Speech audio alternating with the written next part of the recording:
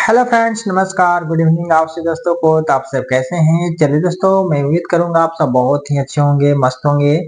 दोस्तों, आज के इस वीडियो में हम क्या बात करने वाले हैं, आप हमारे वीडियो का थंबनेल देखकर समझ ही गए होंगे। तो चलिए दोस्तों, मैं आपको फिर से बता दूं कि आज के इस वीडियो में बात करने वाले हैं सुगम विज्ञान क्लास 7 चैप्टर 15, ठीक है, जिसमें दोस्तों आप लोग को पढ़ना है प्रकाश के बारे में। तो आज हम दोस्तों इसका जो है अति उत्तरीय प्रश्न का क्वेश्चन आंसर आपको इस वीडियो में देने वाला हूं। तो आप इस वीडियो में लास्ट तक बन रहेंगे और सभी क्वेश्चन के आंसर को ध्यानपूर्वक से नोट करेंगे, ठीक है। वीडियो अच्छी लगेगी तो वीडियो को लाइक एंड चैनल को सब्सक्राइब जरूर करेंगे और बेल नोटिफिकेशन को प्रेस कर देंगे ताकि मैं जो भी वीडियो बनाता हूं उसका नोटिफिकेशन आपको जल्द मिल जाए। और दोस्तों, इस वीडियो को अपने दोस्तों के पास भी शेयर करें ताकि उन्हें भी जानकारी हो पाए, ठीक है। तो चलिए दोस्तों, देर न करते वीडियो करते हैं स्टार्ट। तो यहाँ पर दोस्तों आपका अति उत्तरीय प्रश्न का जो पहला नंबर क्वेश्चन कह रहा है कि क्या आभासी प्रतिबिंब पर्दे पर उतारे जा सकते हैं। तो दोस्तों, आभासी प्रतिबिंब का दूसरा नाम है दोस्तों काल्पनिक प्रतिबिंब, ठीक है। तो काल्पनिक प्रतिबिंब जो दोस्तों पर्दे पर उतारे नहीं जाते हैं, ठीक है। तो यहाँ पर इसका आंसर क्या हो जाएगा, नहीं, यानी कि आभासी प्रतिबिंब पर्दे पर उतारे नहीं जा सकते हैं, ठीक है। तो इस तरीके से दोस्तों पहले नंबर क्वेश्चन के आंसर को लिख लेनी है। उसके बाद दोस्तों आपका आता है सेकंड नंबर क्वेश्चन कि उत्तल दर्पण द्वारा बना प्रतिबिंब कैसा होता है, ठीक है। उत्तल दर्पण द्वारा बना प्रतिबिंब कैसा होता है। तो दोस्तों आपको बताना है कि उत्तल दर्पण द्वारा बना प्रतिबिंब सीधा होता है, आभासी होता है तथा वस्तु के आकार से छोटा होता है, ठीक है। किस दर्पण में दोस्तों, तो उत्तल दर्पण में, ठीक है। इस तरीके से आपको लिख लेनी है। तीसरा नंबर क्वेश्चन है कि समतल दर्पण द्वारा बने प्रतिबिंब का आकार कैसा होता है, ठीक है। जो समतल दर्पण होता है उसमें प्रतिबिंब का आकार कैसा होता है। तो आपको बताना है कि समतल दर्पण द्वारा बने प्रतिबिंब के आकार वस्तु के आकार के बराबर होता है, ठीक है। यानी कि जितना होगा वस्तु उतना ही बनेगा प्रतिबिंब, ठीक है। उसके बाद दोस्तों आपका फोर्थ नंबर क्वेश्चन है कि क्या अवतल लेंस द्वारा बने प्रतिबिंब पर्दे पर लाए जा सकते हैं, ठीक है। यानी कि इसका आंसर हो जाएगा नहीं। क्यों? क्योंकि अवतल लेंस द्वारा बने प्रतिबिंब पर्दे पर नहीं लाए जा सकते हैं, ठीक है। तो इस तरीके से क्या करना है, आपको आंसर को लिख देनी है। बाकी दोस्तों यहाँ पर हो जाएगा आपका 5 नंबर क्वेश्चन, क्या अवतल दर्पण से हमेशा वास्तविक प्रतिबिंब बनते हैं। तो आपको बताना है कि अवतल दर्पण द्वारा जो है हमेशा वास्तविक प्रतिबिंब नहीं बनते हैं, ठीक है। यानी कि इसका आंसर हो जाएगा दोस्तों नहीं, अवतल दर्पण से हमेशा जो है वास्तविक प्रतिबिंब नहीं बनते हैं, ठीक है। उसके बाद दोस्तों 6 नंबर क्वेश्चन है।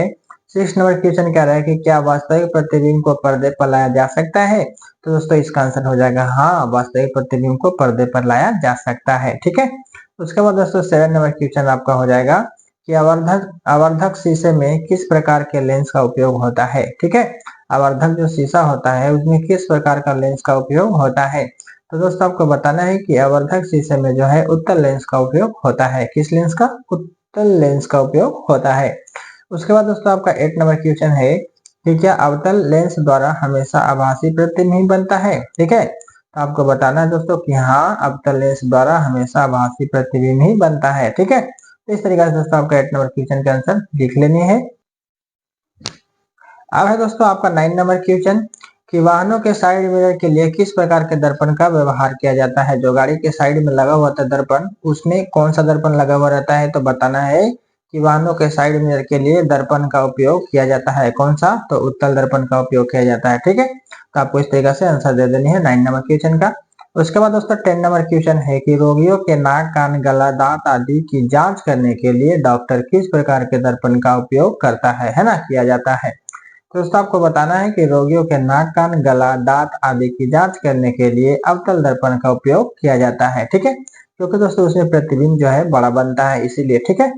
इस तरीके से दोस्तों आपका 10 नंबर क्वेश्चन के आंसर हो जाएंगे। बाकी दोस्तों यहाँ पर 11 नंबर क्वेश्चन है कि अवतल लेंस द्वारा बना प्रतिबिंब कैसा होता है, ठीक है। तो अवतल लेंस द्वारा बना प्रतिबिंब दोस्तों सीधा होता है, आभासी होता है तथा वस्तु के आकार से छोटा होता है, ठीक है। उसके बाद दोस्तों 12 नंबर क्वेश्चन दोस्तों कि सूर्य के प्रकाश में कितने रंग होते हैं, ठीक है। तो बताना है कि सूर्य के प्रकाश में 7 रंग होते हैं। कितने रंग होते हैं दोस्तों? 7। उसके बाद दोस्तों 13 नंबर क्वेश्चन है कि लेंस कितने प्रकार के होते हैं। तो आपको बताना है कि लेंस जो है 2 प्रकार के होते हैं। कितने प्रकार के दोस्तों? 2 प्रकार के होते हैं। उसके बाद 14 नंबर क्वेश्चन आता है कि गोलीय दर्पण कितने प्रकार के होते हैं, ठीक है। तो यहाँ पर बताना है गोलीय दर्पण 2 प्रकार के होते हैं। कौन कौन? एक होता है उत्तल दर्पण, एक होता है अवतल दर्पण, आपको पता होगा।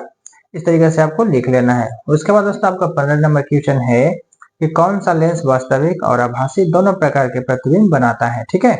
यानी वो कौन सा जो है लेंस होगा जो आभासी और काल्पनिक यानी कि आभासी और काल्पनिक मतलब एक ही होता है, यानी वास्तविक और आभासी दोनों प्रकार के प्रतिबिंब बनाता हो। ठीक है, तो वो होता है दोस्तों उत्तल लेंस, वास्तविक और आभासी दोनों प्रकार के प्रतिबिंब बनाता है। ठीक है, कौन सा लेंस? उत्तल लेंस।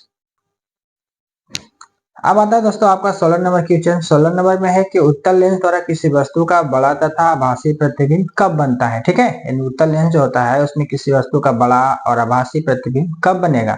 तो बताना है कि उत्तल लेंस से किसी वस्तु का बड़ा और आभासी प्रतिबिंब तब बनता है जब वस्तु को लेंस के ऑप्टिकल केंद्र, है ना, ऑप्टिकल केंद्र और फोकस दूरी के बीच में उल्टा रखा जाता है तब। ठीक है, इस तरीके से आपको आंसर दे देनी है।